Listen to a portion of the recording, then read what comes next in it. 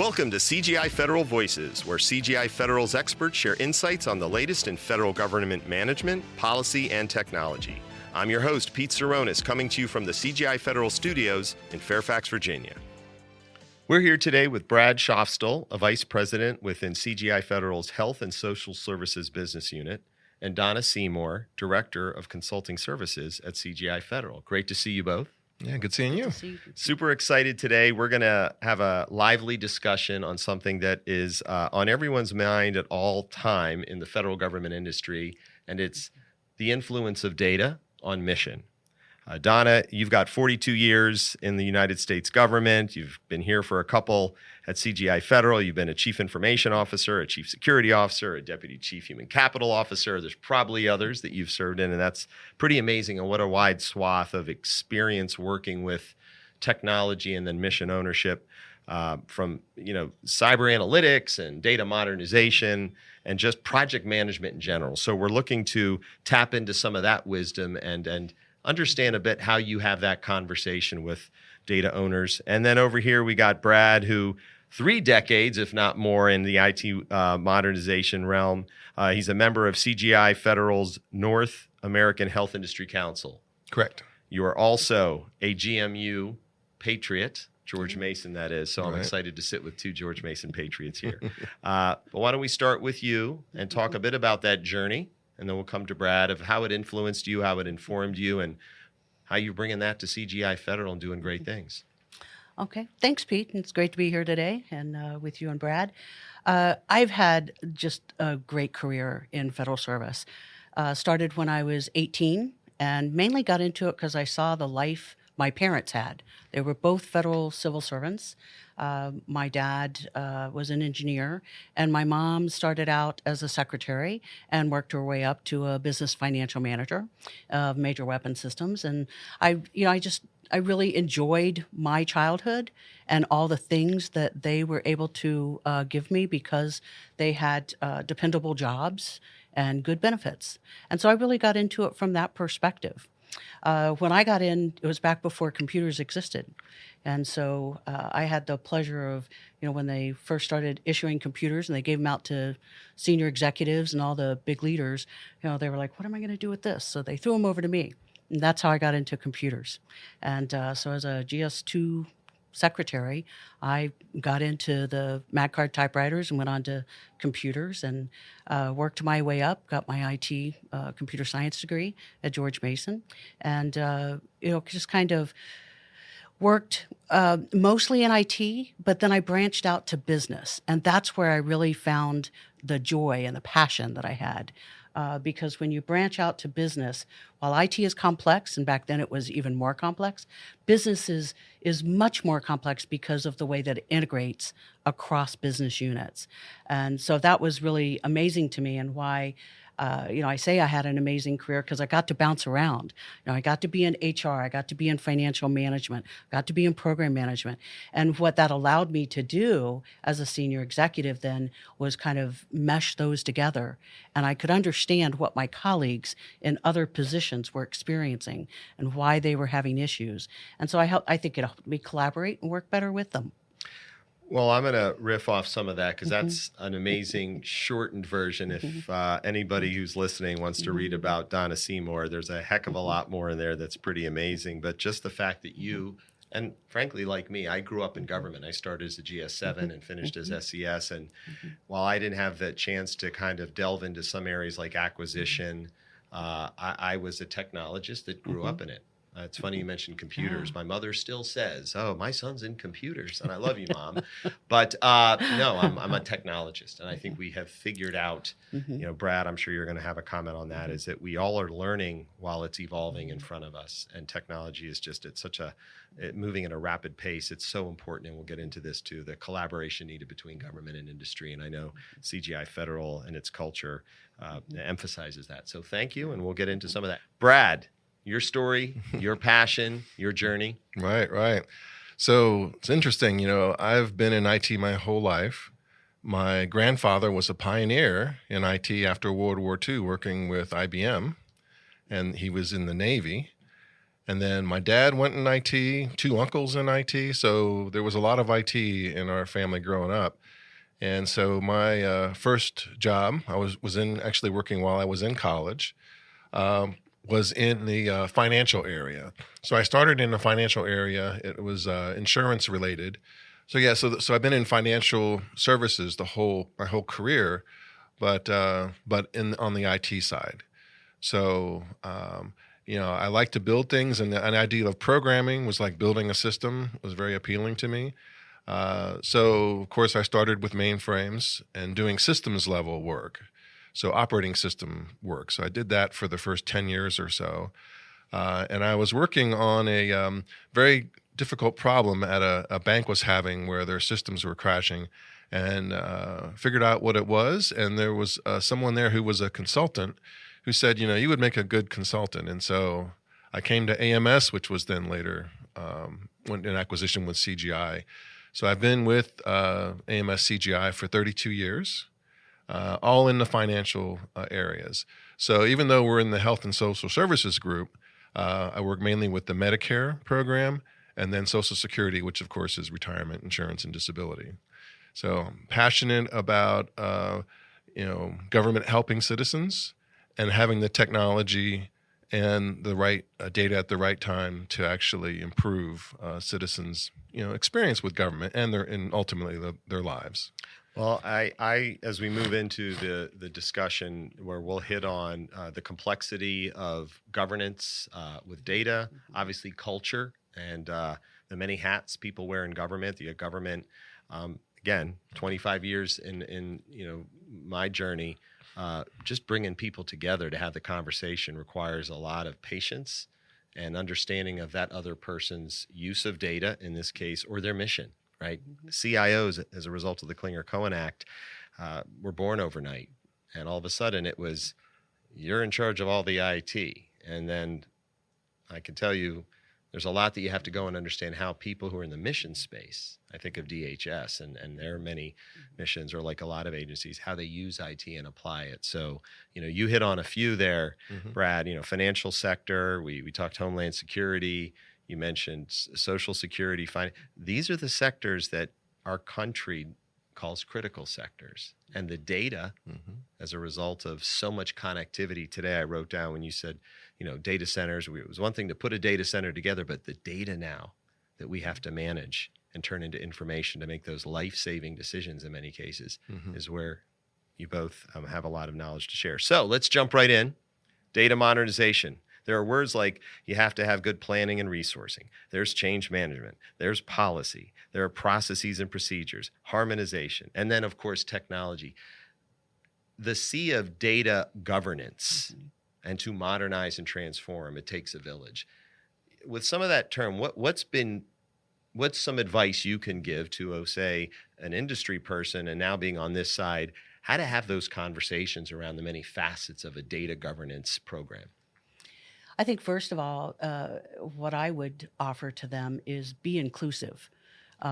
Make sure that you're reaching out as broadly as you can, understand who the business people are. Because let's face it, IT is wonderful and magic all on its own. But if it's not solving a business problem, then it's not really providing the value that we anticipate to get out of it. We're not getting the return on investment. So I think pull in the business people, understand their business the best way that you can.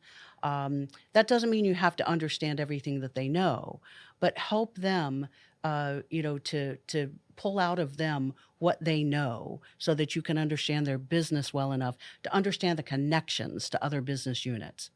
Once you can do that, then you can start looking at data and how they use it in their business every day. And that then I think provides a foundation for the power that you can get out of IT. IT lets us do things that we can't do as human beings. We can't do in the same amount of time, right? And so we can make decisions faster, but we want to make sure we're making good decisions. And so it's important that we have data that is of sufficient quality, that it's timely, it's accurate, and it's been validated so that we know that our decisions are based on solid data, because bad data, bad decisions. You Good know, data, better decisions. well said. And I didn't mean to interrupt. I'm hearing you kind of just did describe that each of these terms, how do you plan for it? How do you manage change? Policies influence strategies and taxonomies. What I just took away was, yes, be inclusive. That's amazing. And bring in people. You've worn those hats. You've been in the security realm. You've been in the human capital, which is a different kind of data. And then as a CIO, how do we just get to the point where we're not just pushing out data calls? Because I think that conversation, Brad, I see you nodding, like you have to understand what's that use of data so we can turn it into information, data with value. So we'll come back to that and we'll dive a little bit deeper into, but I think that was a great setting of the table, 100%. Thank you. Brad, your view on this data modernization, how to approach it, attack it. Right. So data really is, an enabler to get things done for whatever the situation. Got to have, as Donna said, the right data. It's got to be available when you need to make the decision. And it really is part of the whole concept of becoming a data-driven organization. So when you think about data-driven, really it's about making better decisions.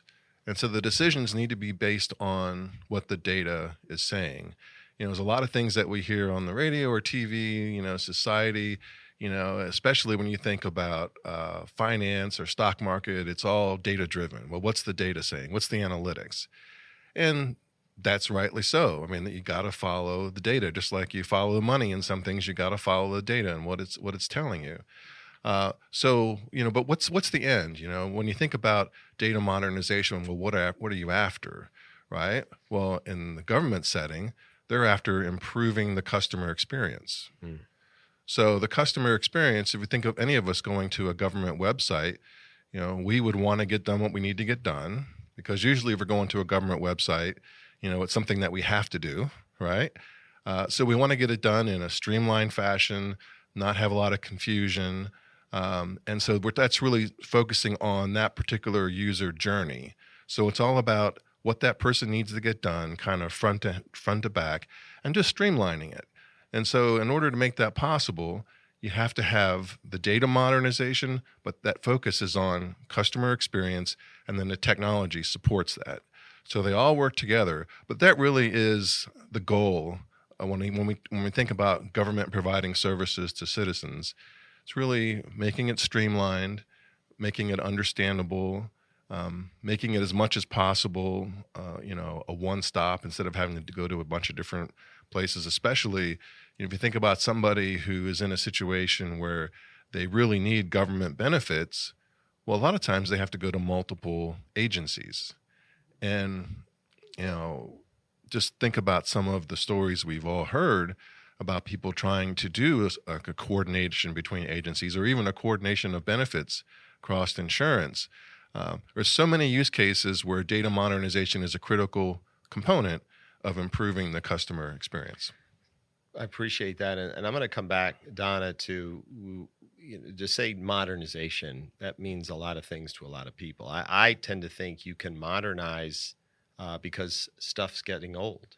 Data needs to be revisited, or the equipment and the data center. We've seen the evolution of the cloud, and we're creating more and more. We're uncovering and unearthing more and more data.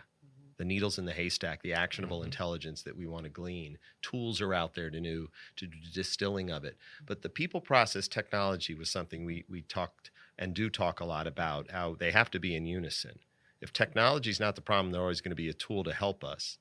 The people we have to talk to, and then the processes sometimes in many cases are where we need to modernize and transform. So Donna, inside of government, it's a challenge to convene and bring people together. It is. It might be that way in industry as well. But from my perspective, convening folks who have data sets that are mission driven, the technology needed to enable or modernize those data sets in some semblance of an infrastructure, it takes someone to convene. How hard is that? Or how hard was it for you in government to do it? What is a way that our audience can imagine what it must be like trying to bring those folks together? It's a significant challenge in federal government to bring a lot of people together. because they're driven by different goals based on different policies that have been put in place. If you think about it like, a big bowl of spaghetti, right? And maybe there's some penny pasta in there, and maybe there's long noodles in there, but it's a big bowl of spaghetti. If you were to put all the leaders around that big bowl of spaghetti and have them pull their strand, they wouldn't be pulling the same strand. It would be highly unlikely that you would get them to pull the same strand. And even if they did, they'd be viewing it from a different perspective. So we've got to figure out, how do we get that bowl of spaghetti untangled enough that they can all grab that same strand of spaghetti, and even more importantly, see it from the same perspective. Yeah, I like a lot of that. And Brad, coming to you about, this is 4 decades of it's hard in government just to get the government folk to talk. And I love the reference to being an enabler, but an advisor. I used to tell folks, I want to be the advocate for industry inside of government, because it's hard to get to the people in government alone to have a conversation about IT enabling their mission. And in the process, understanding the use and the impact of data beyond the agency. Mm-hmm. We talked a lot about early on in our prep for this, which was the role of data that ultimately influences, our citizens, our residents. Those are who are impacted. The government agency can benefit from technology, but we are stewards to those that need. So I appreciated that, and I hope our listeners understand, who are in industry, it isn't that easy in government to get people around the table. Brad, from your perspective, right, you want to come to government and have these conversations that matter, and you always come prepared. And hearing this, what do you have to say about, this dynamic of the conversation that needs to happen to build the trust and foster partnership? Yeah, so my experience has been, when you think about the people, process, and technology, the people is the most difficult piece. When you think about a very large organization, an agency needing to work together across multiple divisions, it is challenging. I mean, the way that government contracting works, the way that contracts are funded, they're essentially created in silos by design. So you have different contracts that have their mission and their funding. And so the way that that's set up, which of course is people decided that that's the way it should be. Well, now you're in a situation where, if you're a CIO or you're a CTO or CDO, and you're looking across the organization and say, we've got to be able to get all these different data silos together in order to make better decisions. So how are we going to do that? And so what it comes down to is you've got to get your people to work together. Yes, you're going to fulfill each your own mission, but inside that, there needs to be coordination so that you can integrate at various, whatever the level is. I mean, some integration works better at the application level, some works better at the data level. So you quickly move from the people to the technology. But again, the technology really isn't the driving force, right? It's the people that are the driving force. And so getting that collaboration is so important. And that's why any type of data modernization activity's got to have a component of organizational change management. Mm-hmm. Because everybody doing the same thing that they've done for years is not going to be a good harbinger of success, right? They need to change their behaviors. And so there needs to be an OCM component, and they need to be willing to do that. So if you're a CIO or a CDO, or you have some type of influence over that process, you need to think about, well, how can I encourage all these different divisions or system owners, application owners, business owners to work together? And that's a critical piece. And if you lay that foundation, then actually the process and the technology actually is pretty straightforward. A lot. Pete, I want to interject there for Absolutely. a moment. Very good point, Brad, that you've brought up, and Pete, you brought up before Klinger Cohen birth CIOs. I think one of the things that we're seeing now that I think is going to help this process is agencies are starting to identify change agents. They're starting to have designations for this, an office of transformation, right? And it's not just about IT because it can't start there, right? It's, you'd say people, process, and technology. Well, process, we've been saying for years, people need to document their processes.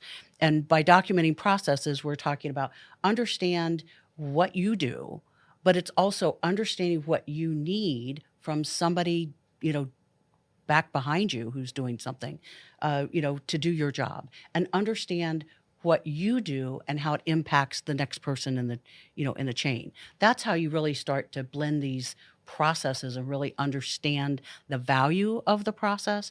I got my job done, but if I got it done in such a way that it makes your job harder, then I haven't really been successful, right? Right, exactly. So I think that this transformation agent that agencies are starting to identify, they're going to start looking at this blend. How do you blend? How do you get people to the table? How do you get them to start talking about change and accepting change at a higher rate? So I'm going to sum it up. What I heard is there's this connective tissue. I used to call myself a connective tissue officer as a CTO. Technology aside, like I got to bring people together. I love the change agents, and somebody needs to break down those silos. I was learning in Federal Executive Institute, it's cylinders of excellence. It's well intentioned, but the net for me in this segment was, yes, it's people, process, technology, but the fluidity of it on both sides, government, industry, until everybody recognizes and appreciates it's in a constant state of evolution. We have to be able to sit down at the table and help educate each other so we can modernize as a government and industry. We've got to have easier ways to do that from industry to government as well. As a federal official, you're told be very careful about how you deal with industry because of all the contracting rules, and nobody wants to get sideways with those. But it's very difficult to have those conversations with industry sometimes, because industry wants to have it one-on-one because we're trying to sell you something, right?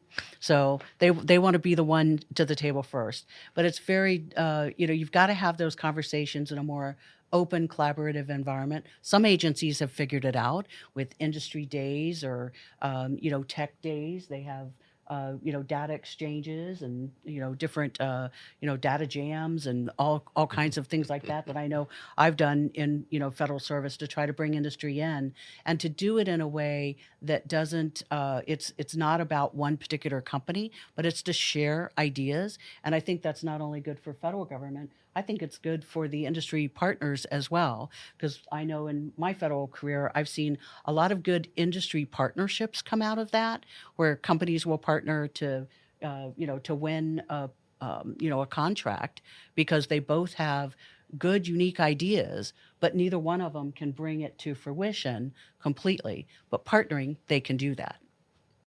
Tune in next time for part 2 of my conversation with Brad and Donna, where we'll talk about future-proofing transformation, why unintended consequences are sometimes good, and how robotic process automation and AI can help facilitate transformation. CGI Federal Voices is a production of CGI Federal, a wholly owned subsidiary of CGI Incorporated. Michael Hardy is the podcast producer. The podcast engineer is Lexie Floor, assisted by Donovan Samuel. You can find CGI Federal Voices on your preferred podcast platform, or watch the video version on YouTube. Subscribe or follow, and spread the word to your colleagues. Learn more about CGI Federal's solutions and services at cgifederal.com. Insights you can act on.